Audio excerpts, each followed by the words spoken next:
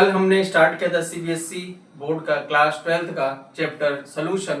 पहला चैप्टर ये, और हमने कल आपको पढ़ाया था सॉल्वेबिलिटी और हेनरी लॉ के बारे में। ठीक, तो हम लोग वहां पे दोनों कॉन्सेप्ट को अच्छे से सीख गए हैं। आइए आज देखते हैं कंसंट्रेशन टर्म, जो कि बहुत इंपॉर्टेंट टॉपिक है, सीबीएसई बोर्ड में लगभग हमेशा आता रहता है और बेसिक इंफॉर्मेशन है। इससे आपकी चैप्टर की कनेक्टिविटी और भी बेहतरीन होगी। चलिए आइए स्टार्ट करते हैं। देखिए, हमें मेनली 10 टर्म पढ़ते हैं, हम एक एक को स्टार्ट करेंगे। पहला दिया है मास परसेंटेज W/W। ओके, तो इसका फॉर्मूला जो लिखा जाता है mass of solute upon total mass of solution into 100। देखिए, मैं आपको एक बहुत आसान सा तरीका बताता हूं, इसको रटने से अच्छा है बस आप इतनी बात समझ लीजिए कि एक्सप्रेशन जो लिखने का तरीका क्या है, उसमें सोल्यूट और सॉल्यूशन कौन सा है। बात नंबर 2, जब हम लिखेंगे तो ऊपर का टर्म कौन होगा और नीचे का टर्म कौन होगा। आइए देखते हैं। पहला टर्म हमें दे रखा है मास परसेंटेज W/W। देखो भैया, ये जो आप वर्ड लिखेंगे, जो पहला वर्ड रहेगा वो हमेशा और हमेशा, जो टर्म पहला होगा वो हमेशा सोल्यूट के लिए होगा, दूसरा टर्म जो होगा वो हमेशा सॉल्यूशन के लिए होगा। मैंने आपको कल बताया था सॉल्यूशन में क्या होता है, सॉल्यूशन के दो कंपोनेंट होते हैं, सोल्यूट और सॉल्वेंट। बात समझ में आई? हम लोगों ने कल इस चीज को पढ़ा था अच्छे से। ठीक, देखिए, तो ये टर्म जो W/W लिखा है, इसका पहले का मतलब ये है जो भी बात की जाएगी सोल्यूट के लिए, दूसरी जो बात की जाएगी सॉल्यूशन के लिए। आइए हम इसको और आसानी से पढ़ते हैं। W/W का मतलब ये हुआ मास of solute upon total mass of solution. Total mass का मतलब क्या, सोल्यूट का मास और सॉल्वेंट का मास इनटू 100। डेफिनेशन इसकी पूछी जाती है कई बार। डेफिनेशन क्या होता है, amount of the solute in grams present in the 100 ml of solution. Okay, फिर ये पूछा जाता है कि क्या मास परसेंटेज, क्या मास परसेंटेज टेम्परेचर पे इफेक्ट करेगा, तो आप कहेंगे नो, कभी नहीं।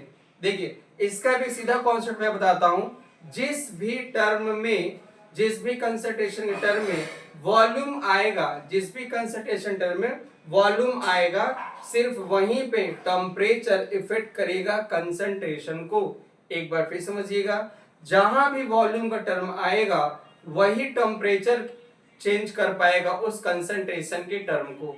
आइए दूसरा टर्म देखते हैं, मास बाय वॉल्यूम W/V। देखिए, W/V लिखा हुआ है, तो जो पहला वर्ड है उसको किसको समझेंगे, सोल्यूट के बारे में। दूसरा टर्म जो लिखा हो किसको लिखेंगे, वो सॉल्यूशन के बारे में। आइए देखते हैं, मास बाय वॉल्यूम परसेंटेज क्या है हमारा, मास of solute upon total volume of the solution in ml into 100 रहेगा। आइए इसकी डिफिनेशन देख लेते हैं। डिफिनेशन में कई बार एग्जाम में पूछा गया है, amount of solute in grams dissolve in 100 ml of the solution. और ये इसकी डिफिनेशन। फिर आपसे पूछा जाएगा क्या W/V यानी मास बाय वॉल्यूम क्या टेम्परेचर से इफेक्ट होगा, तो आप कहेंगे बिल्कुल यस। क्यों इफेक्ट होगा, इस टर्म में वॉल्यूम आ रहा है, जहां भी वॉल्यूम आएगा वो टेम्परेचर से इफेक्ट हो जाएगा। इसका रीजन देखिएगा। फिर पूछा था ऐसा होता क्या है, आपने फॉर्मूला पढ़ा होगा PV=NRT। बात सुन में, अगर प्रेशर कांस्टेंट है, नंबर ऑफ मोल कांस्टेंट है, R खुद गैसेस कांस्टेंट है, वॉल्यूम डायरेक्टली प्रोपोर्शनल टू होता है T। इसका मतलब ये हुआ कि जहां जहां भी वॉल्यूम का टर्म आएगा टेम्परेचर उसे इफेक्ट करेगा। ओके, आइए आगे बढ़ते हैं। नेक्स्ट हम देखते हैं वॉल्यूम परसेंटेज V/V। तो हमने आपको क्या बताया, जो पहला टर्म होगा वो हमेशा सोल्यूट के लिए होगा, दूसरा टर्म जो होगा वो होगा सॉल्यूशन के लिए। सॉल्यूशन में क्या होता है, सोल्यूट प्लस सॉल्वेंट। आइए देखते हैं, volume of solute upon total volume of solution into 100। फिर इसकी डिफिनेशन पूछी जाती है। डिफिनेशन क्या होगा, volume of solute in ml dissolve in 100 ml of the solution. फिर पूछा जाता है, इसमें क्वेश्चन है क्या ये टेम्परेचर पे इफेक्ट करेगा, तो आप कहेंगे यस ये टेम्परेचर इफेक्ट करेगा। रीजन क्या है, जहां जहां वॉल्यूम का टर्म आएगा वहां टेम्परेचर इफेक्ट करेगा। ओके, आइए नेक्स्ट देखते हैं स्ट्रेंथ। हमने आपको कल बात बताई होगी, सॉल्वेबिलिटी के टर्म में हम लोग स्ट्रेंथ यूज करते हैं। इसको हम लोग क्या किससे रिप्रेजेंट करते हैं, G/L। G मतलब क्या, ग्राम को दिखाएगा, ठीक, L क्या है, वॉल्यूम को दिखाएगा। अब एक बात समझिएगा, जो पहला टर्म होगा वो हो गया सोल्यूट, दूसरा टर्म जो हो गया वो हो गया हमारा सोल्यूशन। सोल्यूशन में दो टर्म कौन कौन से, सोल्यूट और सॉल्वेंट। क्या आपको यहाँ पे लीटर यानी वॉल्यूम दिख रहा है? ये भी वॉल्यूम की यूनिट हो सकती है। तो जो वॉल्यूम की यूनिट होगी, जिस भी कंसंट्रेशन में वॉल्यूम का टर्म होगा, वहां पे कौन इफेक्ट करेगा? Temperature.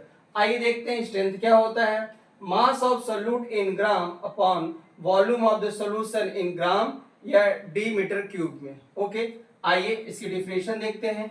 Amount of solute in gram present in 1 litre, या 1 लीटर दिया होगा या फिर डी क्यू ऑफ सोल्यूशन। फिर पूछा जाएगा क्या कभी भी स्ट्रेंथ सॉल्यूशन में जो स्ट्रेंथ लिया जाता है ग्राम पर लीटर, क्या वो कभी टेम्परेचर से इफेक्ट हो? तो आप कहेंगे यस। क्यों? रीजन क्या है? लीटर या डी मीटर क्यूब किसके लिए है? वॉल्यूम के लिए है, और वॉल्यूम को इफेक्ट बिल्कुल ही किया जाएगा। ओके, आइए देखते हैं अगला term, mole fraction. Next term हम लोग कौन सा पढ़ेंगे?